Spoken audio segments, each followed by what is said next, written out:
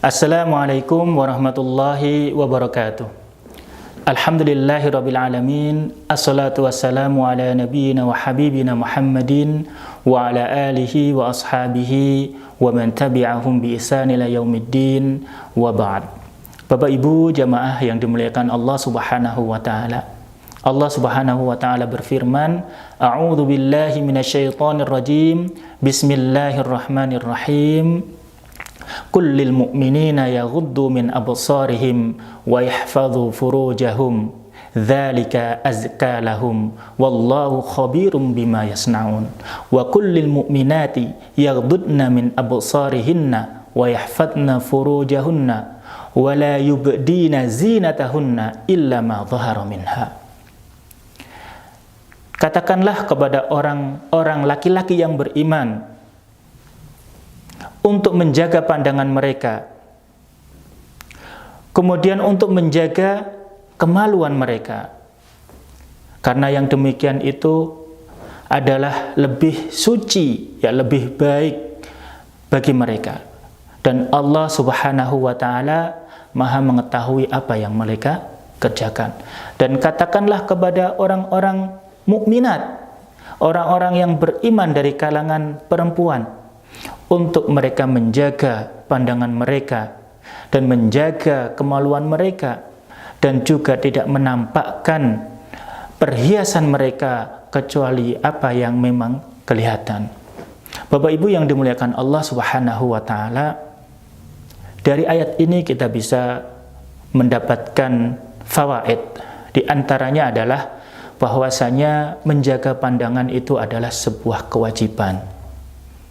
Menjaga pandangan adalah sebuah kewajiban. Dan dengan menjaga pandangan kita dari hal-hal yang diharamkan oleh Allah Subhanahu wa taala, maka insya Allah akan menjaga kita pertama dari dosa, dari azab Allah, dari kemurkaan Allah, dan itu akan menjaga kesucian hati kita. Kenapa?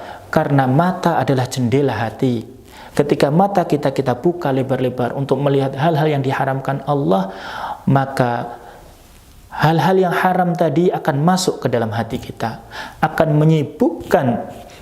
menyibukkan hati kita dari mengingat Allah, menyibukkan hati kita dari zikir kepada Allah. Ini bahayanya tidak menjaga pandangan. Kemudian demikian juga diperintahkan kepada para mukminat, para wanita, untuk menjaga pandangan mereka. Dari siapa? Dari yang diharamkan, lawan jenis. Melihat laki-laki, kalau kita misalnya melihat perempuan lawan jenis itu diharamkan, sama wanita juga diharamkan melihat lawan jenisnya. Kemudian Allah juga melarang para wanita ini menampakkan perhiasannya. Perhiasan di sini ada yang sifatnya tabi'i, alami, yaitu fisiknya, yang memang wanita itu adalah perhiasan. Juga maknanya adalah perhiasan di sini perhiasan yang dipakainya, gelang, misalnya kalung, atau perhiasan-perhiasan yang lain yang dia pakai untuk memperindah diri. Itu tidak boleh ditampakkan kecuali kepada orang-orang yang berhak, mahramnya, suaminya, semacam itu.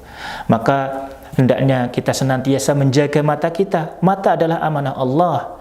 Mata adalah titipan Allah yang akan dimintai pertanggungjawabannya di hadapan Allah Subhanahu wa taala.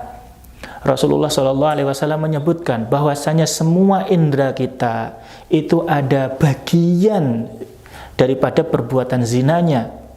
Mata berzina dengan melihat, kemudian telinga berzina dengan mendengar, kulit berzina dengan menyentuh, dan hati berzina atau pikiran hati kita berzina dengan berkhayal, berandai-andai.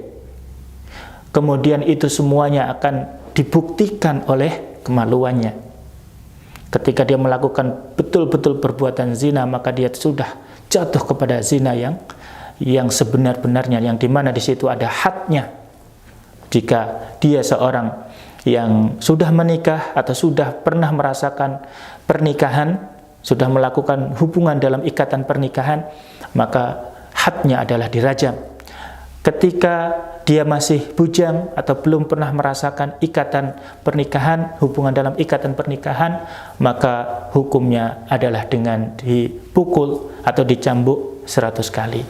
Maka di sini juga bisa kita simpulkan bahwasanya maraknya perbuatan zina, ya, maraknya perbuatan fahisyah, kemungkaran itu awalnya adalah ketika tidak menjaga mata, kemudian juga tidak menjaga diri untuk tidak menampakkan perhiasan di hadapan laki-laki yang bukan mahramnya.